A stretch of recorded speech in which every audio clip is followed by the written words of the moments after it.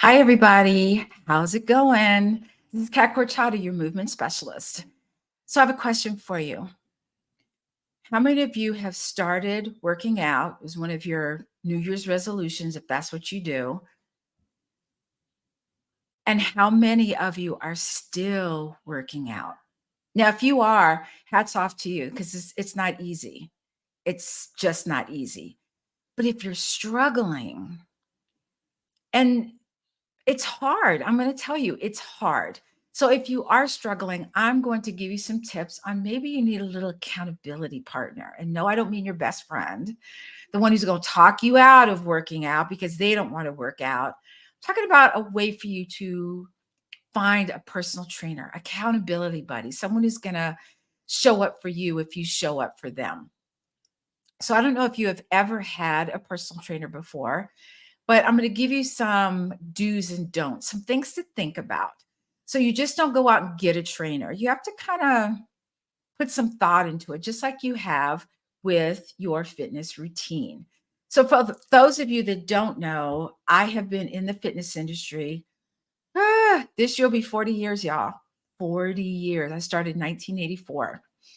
So I've been personal training. I've part of those 40 years, I have 15 years of Pilates along with other certifications. So I want you to know that I don't know everything and I don't want to know everything because my head hurts.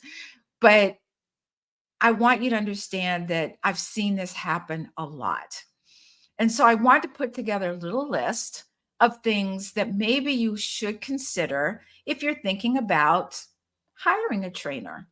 There's nothing wrong with that.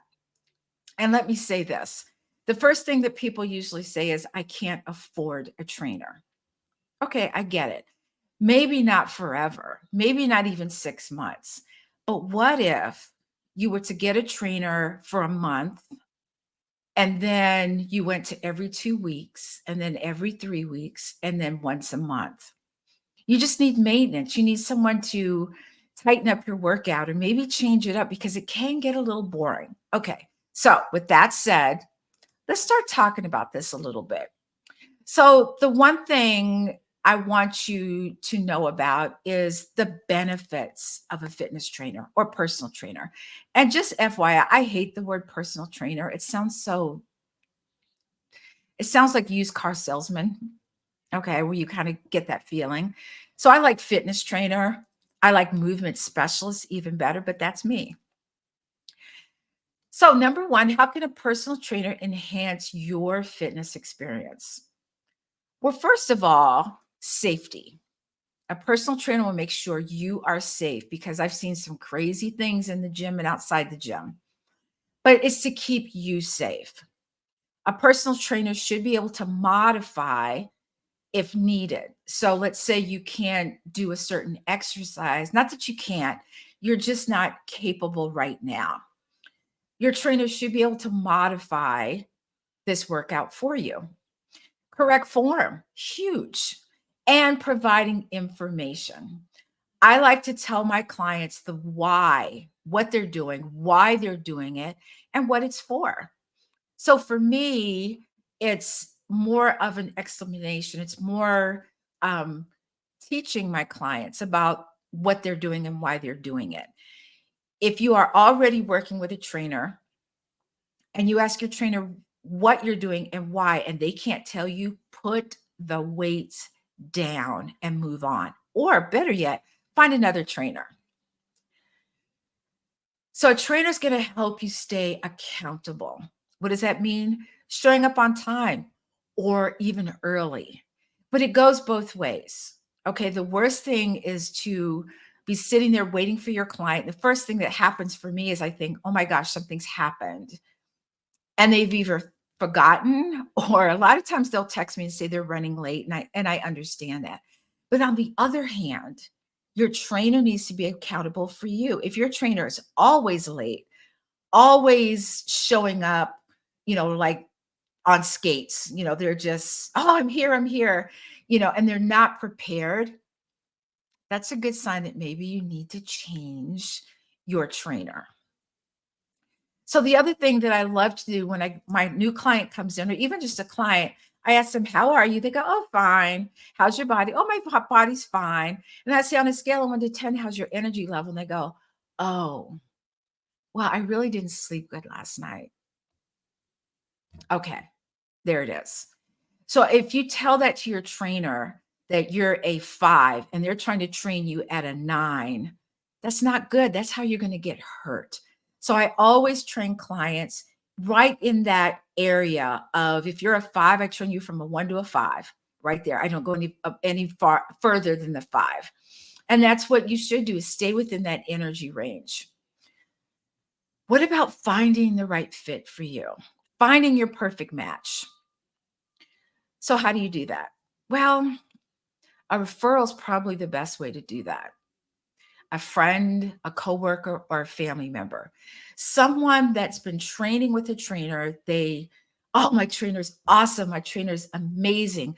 But not only that, you're seeing results. They start looking fabulous. They're buying different clothes. They're feeling good. Their mood has changed. They're laughing and having a great time. And you think, wow, I want some of that. So that's probably the best way to find a trainer. Now, if you don't have that, if you don't have that referral, what you can do is look for 3 different training studios or gyms in your area. Find the top 3 and then rate them from 1 to 3. And it's your rating, how you wanna go about it. And then make an appointment to talk to either a fitness manager or one of the trainers at the gym and interview them. How many times have you gone to a doctor? The doctor gives you some information, maybe even a prescription, and they said, "Anything else?" And you go, "Nope." And you stand up and you leave. Always have questions. Always. Asking them, and we'll get into this a little bit later, but asking about their certifications. You may not think that's a big deal, but it's huge. Do you want a male or female trainer? This is huge also because you don't know what you don't know. Some people think male trainers are better than female. I don't know why that is. I don't know. But I've heard, oh, I want a male trainer because they work you harder. True, not true. But you may want a female trainer for other reasons, or maybe it just doesn't matter to you.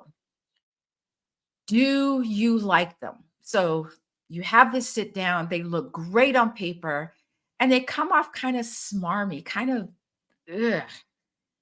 If you don't like them, then don't train with them. And if you already have a trainer and they're like that, it's your right to get another trainer because it's your money. You're paying for them. So, what criteria should you consider when choosing a personal trainer? Here we go. Explore the certifications, the specialties, and compatibility. How long has the trainer been in the business and how long has he or she been certified? Look for acronyms or certifications such as NASM, which is the National Academy of Sports Medicine, ACE, the American Council on Exercise, or ACSM, the American College of Sports Medicine. And I'm sure there are others. Those are the top ones that I've known about for some time. So communicating with your trainer and even goal setting. So the role of effective communication between a client and a trainer is important. You're setting clear fitness goals for successful fitness journey, your journey. And you want it to be easy. You don't want to have to keep explaining yourself or saying things in a different way because your trainer doesn't understand what you're trying to ask. It's important for both of you to set clear fitness goals. How does your trainer adapt to your individual needs? How about discussing flexibility and adjusting plans based on your individual needs? Again, modifications, maybe not even doing that exercise, but replacing it with a different exercise that suits your body better, at least for now. Budget. This is the one thing we don't think about. Well, we do. But what I have found is that people think that personal trainers are, oh, I don't know what to compare it to. Let me put it to you this way. Let's say you've been doing what you've been doing, your job. Maybe you've been doing it 10 years, 15 years, 20 years. And you decide that you want to move, go to a different job, different company. You get the interview, and they say, "This looks great on paper. You look fantastic with what you do. We're so excited. We can offer you $15 an hour." How's that going to sit with you? But that's what happens. We tend to think that personal trainers are just, you know, it's not very hard what they do. They just watch people, they don't do anything. But keep in mind that a lot of us, and I just told you that I have 40 years, almost 40 years, it'll be 40 years in September of experience. And so you want to be paid for that experience. So make sure you understand how much the sessions are, how much, is it for an hour? Is it half an hour? Is it, maybe you can get a duet and maybe you can find another person to work out with that might change, um, reduce the cost of the workout a little bit. Group sessions are another thing. Online, that's a big deal right now, too. So think about those certain things when you're talking about paying and budget considerations. One thing you want to think of is be respectful of each other's time. If you're going to show up on time or early. And the same thing for your trainer. Your trainer should be ready to go for you, and you should be ready to go for your trainer. So let's talk about some don'ts, shall we? We just talked about this. Don't overlook the importance of certifications and qualifications. Ensure your trainer has the proper education and training to guide you in your fitness journey. Speak about, what it is you're looking for in a trainer. But the other thing is there are people out there who, and you know these people, you've seen them in the gym or maybe outside. They look fantastic. They look amazing. And you think, that's the person I want to train me. But keep in mind that just because they can train their own body doesn't mean they can train you because your body's different. Maybe you have injuries, maybe a hip replacement, maybe you're coming off a long illness. Those are things that you need to take into consideration. What if you need a certain specialization? Maybe you're looking to get in shape, but you also want some nutrition background. Look for a trainer that has both of those. Maybe you're looking to enhance your sports. Maybe you're looking to move up in the world of tennis or golf. Find someone who has a specialty in those sports. Maybe functional movement, Pilates, or yoga. These are all great specializations.